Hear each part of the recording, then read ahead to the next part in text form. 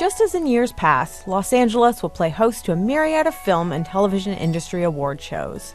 Here's an inside look at the WGA, SAG, and Academy Awards.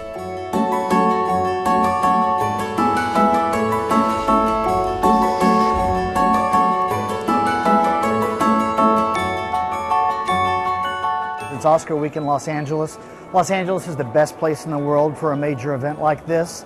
And quite frankly, it's based on something very simple: experience. Local 33 is your main labor support here at the Oscars. We've been doing this job for 50 plus years. This is the busy, active sound of the stagehands, men who toil in the land behind the scenes, without which no show could go on.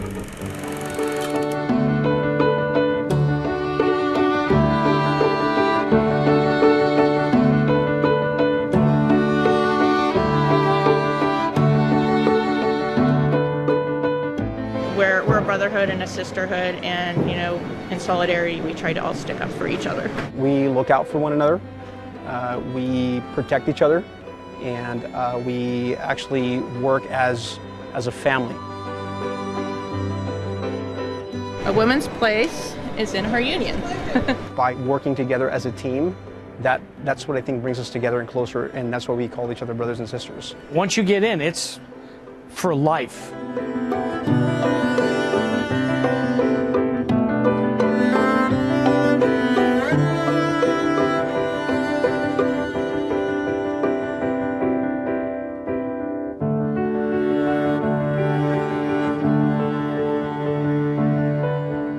We can't thank the Academy enough and the City of Los Angeles for keeping this event here in Los Angeles. Local 33 and all of the other unions that are part of this massive production and this glamorous production. We all work together as a team to get it done no matter what. As they say, the show must go on.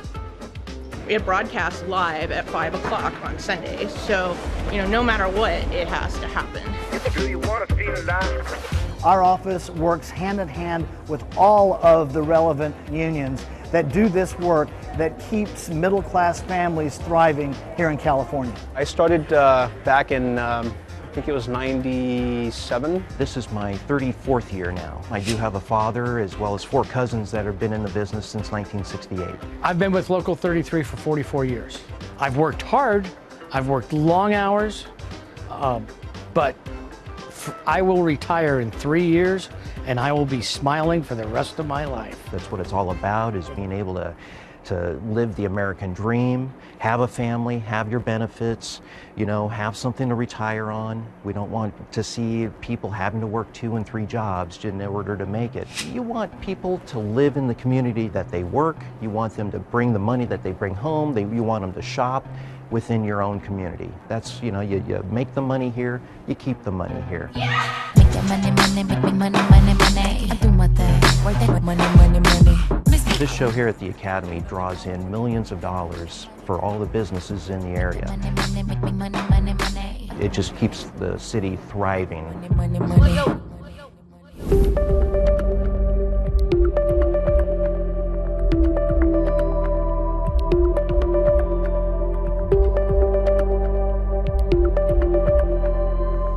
A select few of those 200,000 jobs are with the American Fine Arts Foundry, where teams of 10 craftsmen sculpt the statues for the Screen Actors Guild Awards.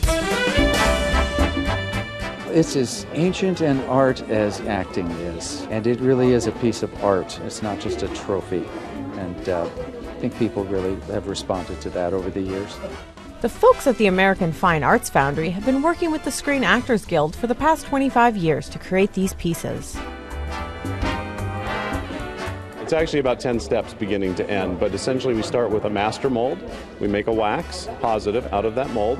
We then take that wax and make a temporary mold over it. We then empty the wax out of the mold, pour bronze in, and then we do all the work to weld it back together, make all the seam lines go away, make it look beautiful, and then put a patina on it and mount it.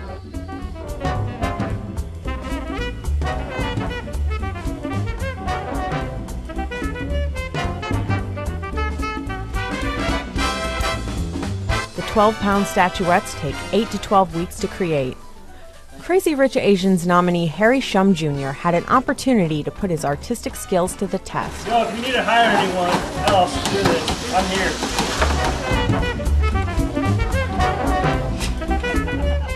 Being there and feeling the temperature, feeling the heat, feeling the energy from everyone watching, and then creating something like this is just like, you only see the ending product, so to always see anything being created is really special. If you're lucky enough to be awarded one of these monuments of achievement, here's a valuable piece of advice. Don't drop it on your foot.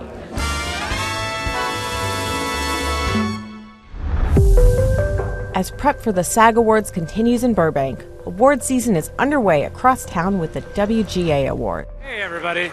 Hello. Hi. I have a reservation at Mozza at 7:30, so let's do this thing. Honored to be here at the whitest guild, the Writers Guild.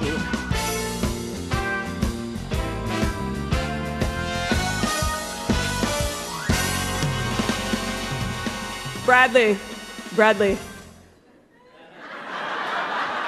So high, right?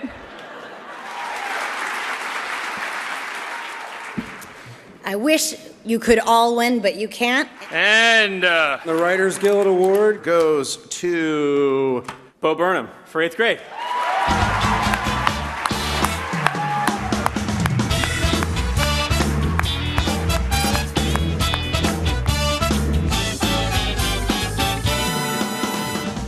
To the other nominees in the category, have fun at the Oscars, losers. No.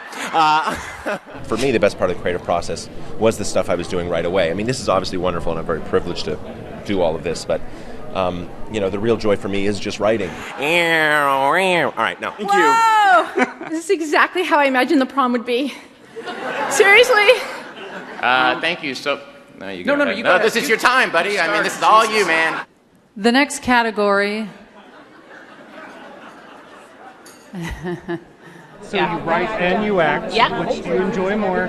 Ooh, That's hard, right? That's like asking me if I prefer pizza or French fries, because I like both. Write what you know, be true to your experience, be true to write what you would want to watch, and where you feel like there's a gap in storytelling and experiences where you think, oh, this is my experience. I haven't seen that yet, I'm going to write that. I think it's time for some honesty. I'm fully aware that when you writers have slaved over a script for years, the last thing you want is actors' feedback. However, you do your best to hide it. Like when you say to an actor, thank you so much. I'm going to go make those changes now.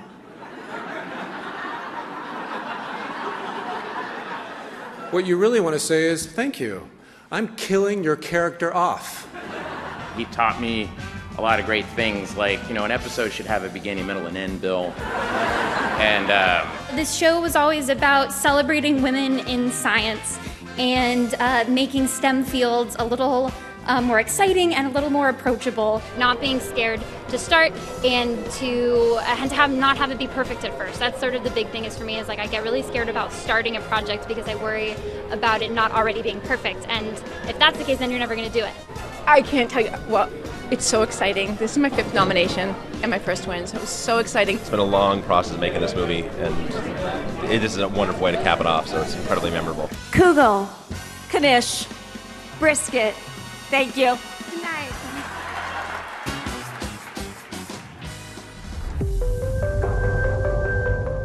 Back in Hollywood, there's less than 24 hours until the Oscars kick off.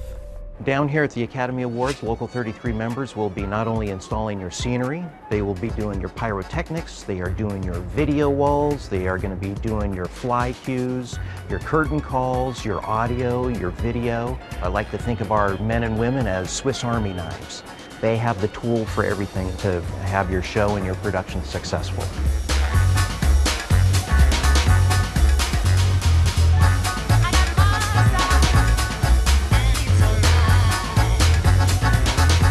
It's choreography. It's a ballet behind the stage, and that's why we rehearse it several times. Come show night, there will be closer to 200 stage technicians on show night. And we will also have approximately 125 more stage technicians out on Hollywood Boulevard attending the red carpet and making sure that's a successful event as well.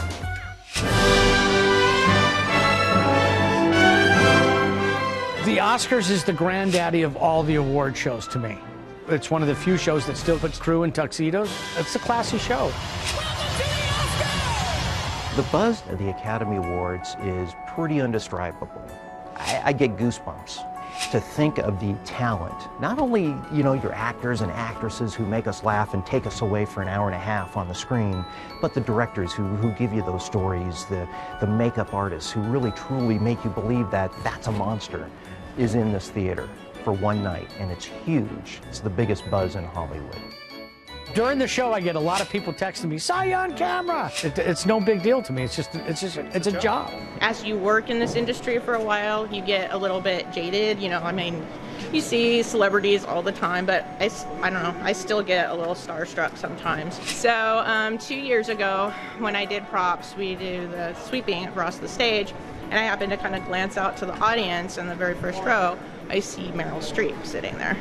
And I'm like, you know, my heart kind of skips a beat a little bit, and she's like looking right at me. I just get really nervous, but it was just, I don't know, it maybe seems silly, but it was such an honor just to sweep the stage for, you know, her, because she speaks out so much for women, and I appreciate that very much. And we have to remind each other of the privilege and the responsibility of the act of empathy.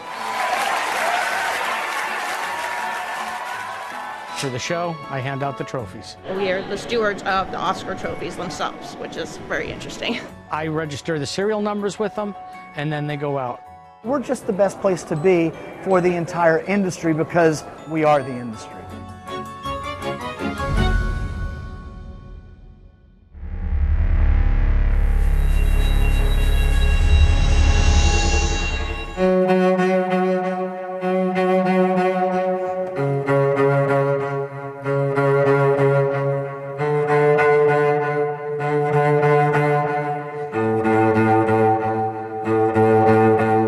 Decided to honor Martin Luther King and Martin Luther King Day of Service by going down to the city of Tijuana.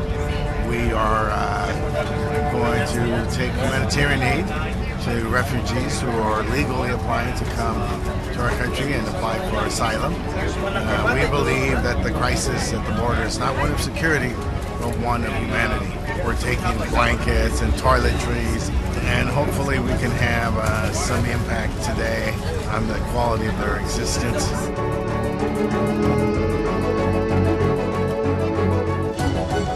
Martin Luther King, to me, is a very important person. I respect my father, number one, and Martin Luther King runs high number two. He's that important because of what he sacrificed himself. Not for himself, but for the betterment of the African American people and the world. In the spirit of Martin Luther King, we should, try to serve, try to help, make ourselves available, make ourselves tools of service. Today on MLK Day of Service, we actually came to Tijuana to visit a few shelters for the immigrant caravans. All these individuals who have been here for 4 months, stuck in Tijuana with no outlet over to the United States. So we brought humanitarian aid today in hopes to help out, make a dent in the need that we saw out here today. We saw children, we saw families, we saw 3 different shelters, we visited 1 clinic, and all I can say is that the need is tremendous. We're here from LA trying to bring some support to the members of the caravan.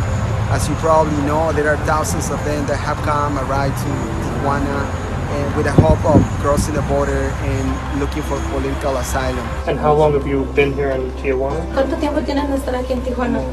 Casi 2 meses. Almost 2 months. 2 months. Now they are facing a reality, and the reality is that that hope, that opportunity doesn't exist, and it's not that easy as they probably at one time believed. And this is the result. Some of them are going to have to wait for months before they're able to see a judge. He says that he doesn't think that he qualifies for asylum. For us, we can't understand, why would you leave and take these dangerous treks? On the other hand, they have faith that they're going to have this miracle, that they're going to come, that their greatest hopes and aspirations will be realized, that they'll have an opportunity to plead their case. Their case will be determined in their favor. So that's an amazing human experience. They say your home is where your heart is. What we're looking for is an orderly way for people to come here.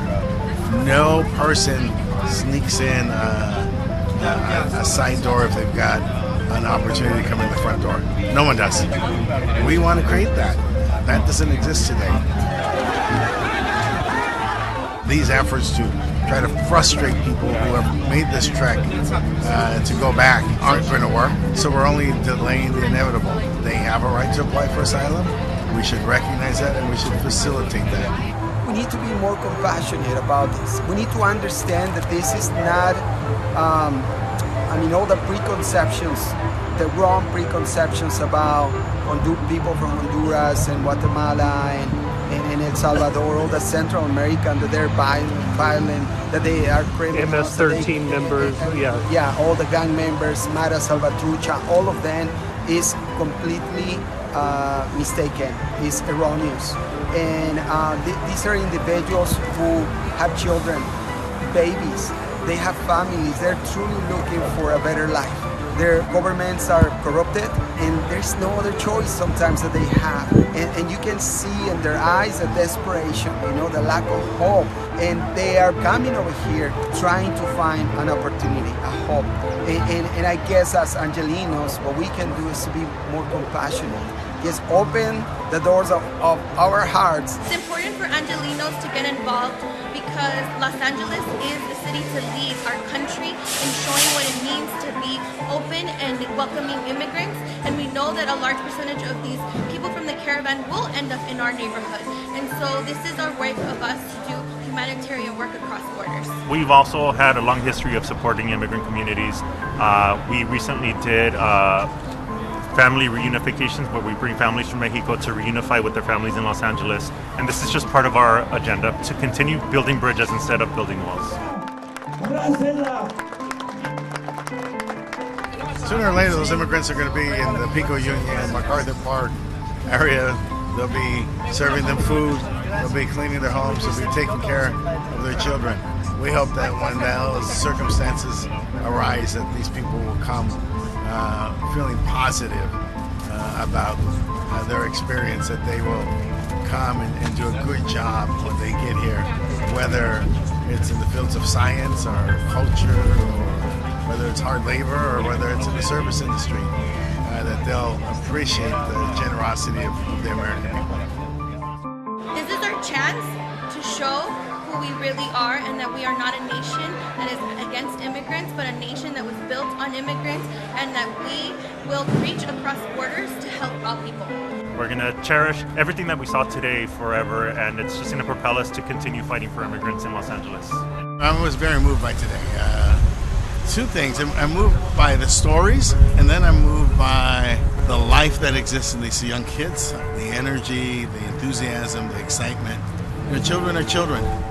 And even in the most difficult circumstances, they can be happy with a new toothbrush, a new bar soap, a blanket. I'm also inspired to go back and make sure that Washington does its job, that we respect the law. We are part of the world community, and migrants and refugees have rights, and we should respect that. When you see children who have been here for 4 months without their family, without basic necessities, it's really difficult to watch. But talking to individuals one-on-one really shed light on the human aspect of this issue. It should not be politicized. Anyone who sees this situation otherwise should come to the border and talk to individuals, talk to families, because these are human beings. Where do you find food? I mean, obviously this is shelter, but where do you go for clothes? And andamos buscando un lugar donde quedarnos y vimos y venimos a preguntarle al Señor. Oh, okay. Sí, sí. So you're saying that they were just walking around and asking? We have a moral standard as Americans. This is the nation that everybody in the world comes to, from the very first person who got here to the person who's coming tonight. We have to preserve the integrity of our moral fabric.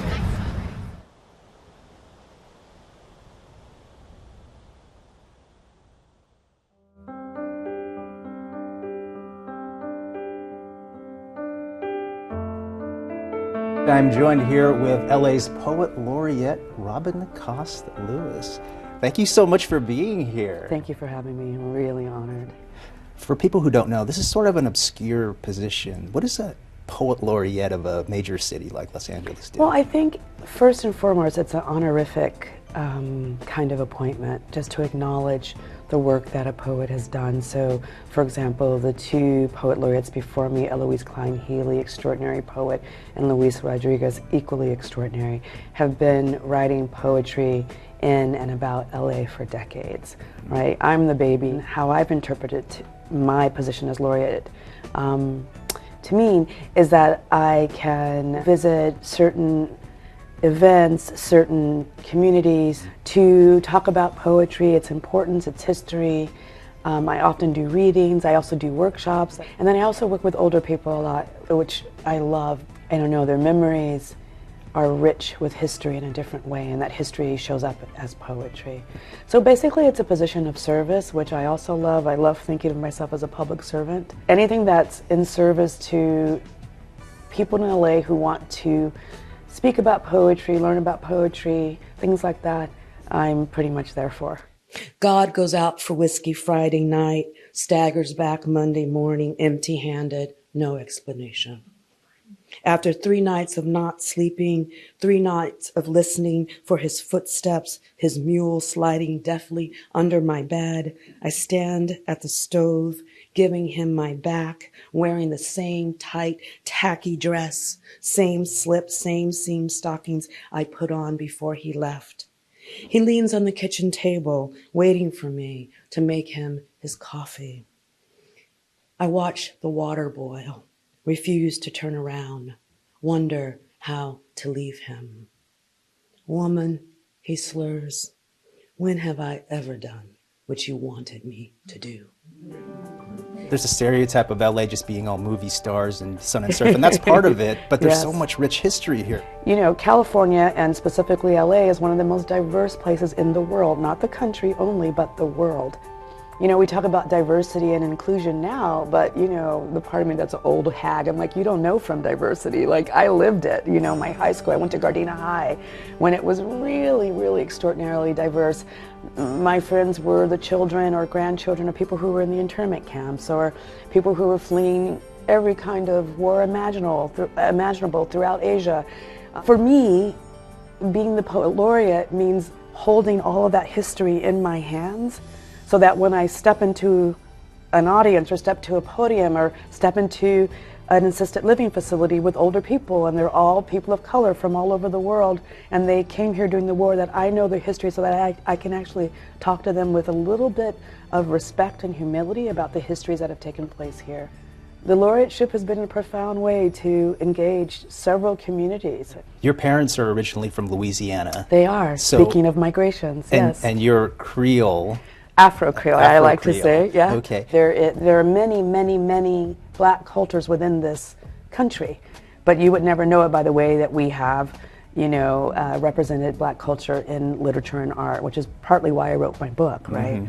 Your dad was a janitor, but he was keen on math. You know, it was one of those typical stories of families where you have too many sons. And patriarchy being what it is, only one son could go to college. They could only afford to send one son. So my Uncle Lucian, who was my dad's older brother, went to Howard and became a doctor and served in the Army as a medic, but they couldn't afford to send my dad to college. But all his life, you know, he would sit at the table playing with math, and he was a genius at it. Like he tried to teach us about pi when I was in kindergarten. And people don't think about working class people in that way, that working class people have profoundly rich intellectual lives, right? But my family certainly did, and I would even, you know, endeavor to say most working class families have rich private interior lives that we never imagined, because we have such stereotypes about what it means, for example, to be a janitor. That's partly why I work so hard, to make him proud. I will always work so hard to justify what they went through and what your parents went through. I mean, what human beings have gone through, regardless of where we're from. I mean, the history of humanity is a profound history. You were in a San Francisco restaurant. when an accident happened. They had a back room and it had a hole in the ground, but they didn't tell me or tell anyone. I fell down into the floor below. So I remember very little of it, but I hit my head multiple times apparently. Yeah, and I broke and tore and other things as well. Traumatic brain injury is what the doctor so I said. have a permanent traumatic brain injury and other chronic injuries that won't ever heal. What was the recovery like? Did the doctors tell you not to do it, and then after 2 weeks you say, forget this, I'm going back to writing, or how did that work out? I mean, I couldn't. The words were literally lifting off the page and floating around whenever I tried to read. It's hard for people to understand who don't have brain damage that can actually happen to you. Like those words on your paper can literally move if your brain's not as healthy as it needs to be. For something like that to happen to you, and then to turn it around. I've been inspired by people who take, tragic moments in their lives and turn them around since long before my accident. I just think that human beings are extraordinary animals, and it's profound to watch how we do not give up. We don't. Let me ask you this, do you think you could have written that book Absolutely not. If it wasn't for that injury? My doctors told me I could write a line a day and I could read a line a day. And that's how I began writing poetry, because poetry is such a skill of metaphor. It's not just a skill of articulation. People often think that poetry is about, speaking about untold stories, or it's catharsis, speaking about untold histories. And sure, that's part of it for some people. But poetry's real gift is that you can take this incredibly vast, idea or history and squeeze it through metaphor down into 2 words if you're good. So you never wrote poetry before this? No.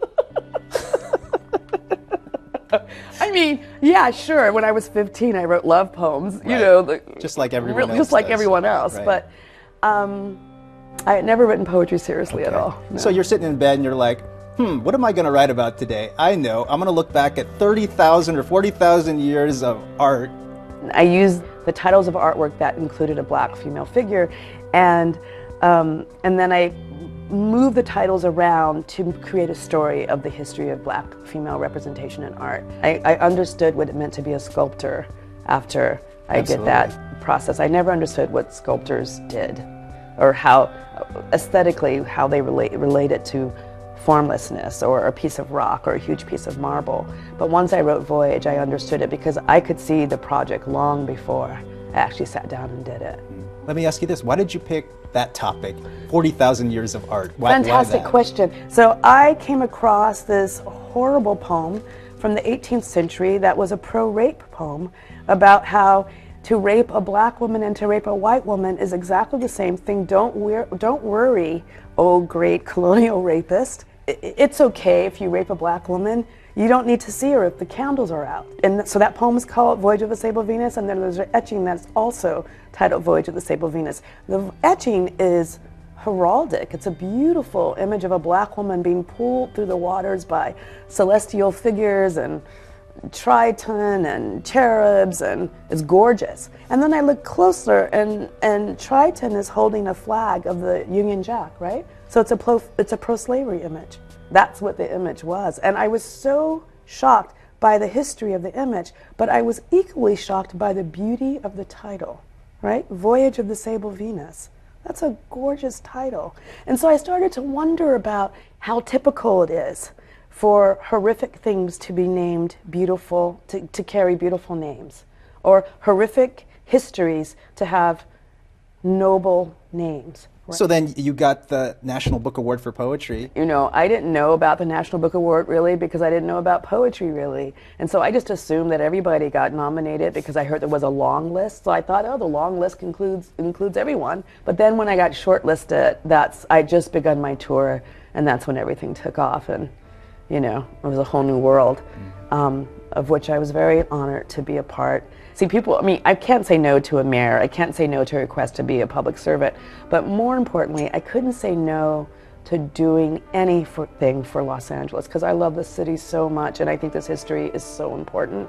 What has taken place here for millennia, it's just so extraordinary that I couldn't say no.